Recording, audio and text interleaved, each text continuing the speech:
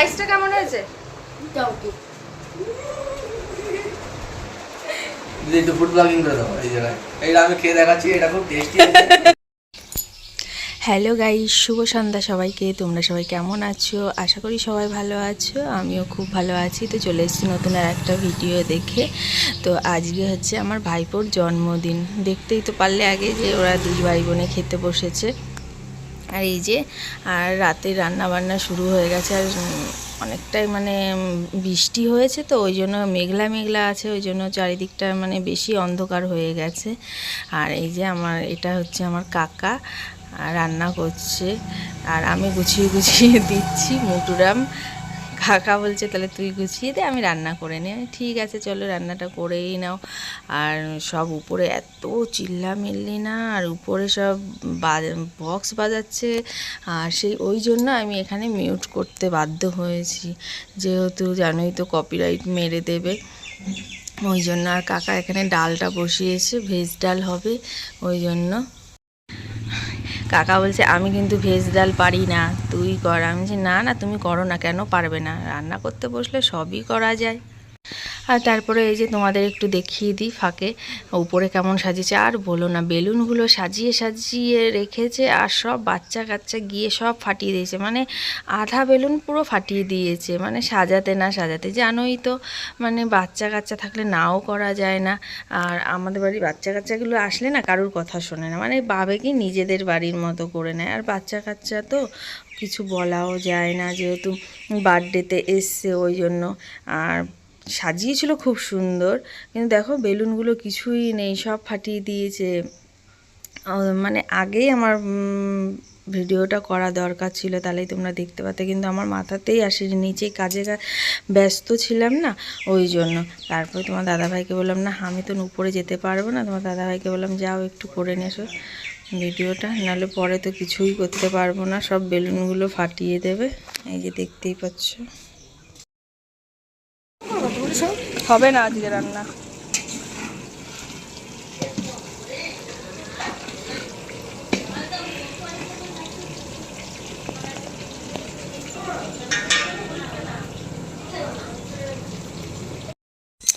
আর তারপরে আর সত্যি কথা বলতে রান্নার ওইদিকে গুছিয়ে দিতে দিতে না মাংস টাংস সব ছিল, মাংস আর হচ্ছে ভেজ ডাল, চিপস, চাটনি, এই সমস্তই ছিল।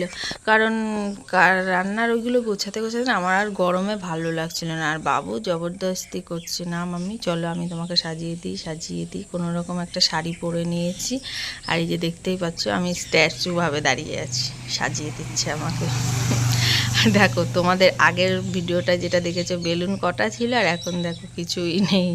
মানে বাচ্চা কাচ্চা এসে বাচ্চাদেরই তো আনন্দ বলো। আর গরমও পড়েছিল প্রচুর, এত গরম না, মানে একটু বৃষ্টি হয়ে প্রচুর গরম পড়েছিল। আর বাবুকে বলছে তুই আমাকে তাড়াতাড়ি সাজিয়ে দে, তো ভালো লাগছে না। ওই দেখো তোমাদের দাদাভাই পেছনে সাজছে।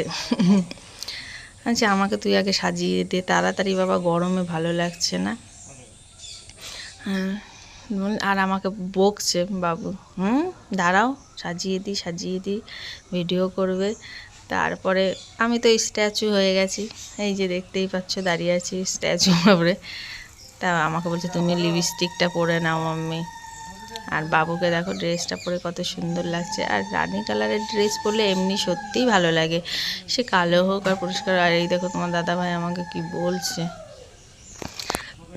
তারপরে চলে আসলাম বাইরে, আর এখানে এত গান বাজাচ্ছে না কি বলবো, নাহলে মিউট করা যেত না, কারণ আমাদের কথাবার্তা শুনতে পারতে তোমরা, কিছুই বুঝতে পারতে না যে কি বলছে সব। তারপরে এই যে কেক টেক এনে সব সাজানো হচ্ছে। হ্যাঁ এই যে আমি মিয়মরির থেকে কেক খাবো, কারণ বাবুর কথা, আমার কথা না।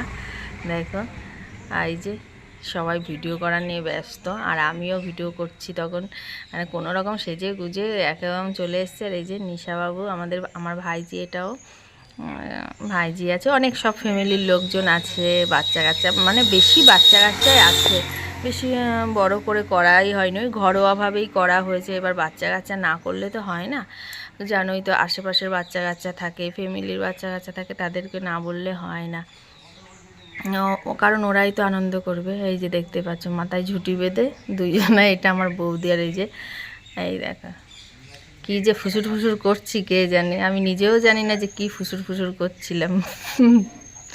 মানে কি আর বলবো, এত গরম, তার মধ্যে কি করেছে সব পাখাটা বন্ধ করে দিয়েছে, কারণ প্রদীপ জ্বালাবে তো ওই জন্য পাখা বন্ধ করে দিয়েছে। আর গরমে সবাই ছটপট ছটপট করছে, আর বলো না এত গরম, বলছে না এখন আর পাখা চালানো যাবে না। তারপরে তোমার দাদাভাই বলছে চলো একটু ভিডিও করে নিয়ে আমার সাথে করো। আমি বলছি চলো। আর এদিকে তোমার দাদাভাইয়ের শরীরটা অতটা ভালো নেই, দেখতেই পাচ্ছ চোখ মুখ দেখে গরমে একদম ভিজে গেছে। আর এদিকে পাখাও চলছে না। এবার বাবাকে ডেকে নিয়ে এসছে দোকান থেকে বৌদি, না চলো আশীর্বাদ করো। এবার বাবা ওই যে আশীর্বাদ করছে, দেখতে পাচ্ছ। আজকে সত্যি কথা, আজকে আমার মাকে খুব মিস করছি, কারণ আমার মার শরীর খারাপ, যত শরীর খারাপ থাকতো ঠিক আস্তে আস্তে আস্তে আস্তে উপরে চলে আসতো, নাহলে আমরা ধরে ধরে নিয়ে আসতাম। আমার দাদাকে আশীর্বাদ করব না, আমার মেয়েরও জন্মদিনে ঠিক চলে আসতো উপরে শরীর খারাপের মধ্যে। বাবা করছে আশীর্বাদ, বাবাও বলছে যে তোর মা থাকে। সবাই আজকে মাকে খুব মিস করছে, যে যে এসছে সবাই বলছে মায়ের কথা। আর আমারও খুবই খারাপ লাগছিলো মায়ের কথা সত্যি। আর বাবুর আজকে মুখটা কালো হয়ে গেছিলো। বাবু বলছে আজকে ঠাম্মা থাকলে চলে আসতো, তাই না পিসি? আমি বলছি কী করবে বাবু বলো, যে যতদিন থাকার সে তো থাকবে, যে যাওয়ার সে তো চলেই যাবে। আর বাবা সত্যি কথা বলতে ওম আমার ভাইপোর নাম ওম, ও আমার মাকে খুব ভালোবাসতো। আর আমার মাও মানে এই বলতে হবে না। এবার করা হয়ে গেছে আশীর্বাদ, বলছে পয়সা দাও। বাবা পকেটে পয়সা দিয়ে যদি 20 টাকা